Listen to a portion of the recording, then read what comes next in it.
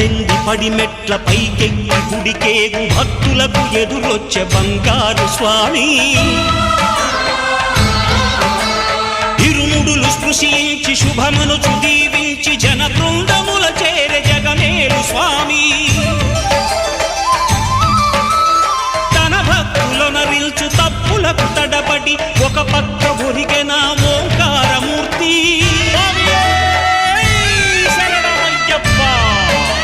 స్వాములందరూ తనకు సాయము కాగా ధీమంతుడై లేచే ఆ కన్య స్వామి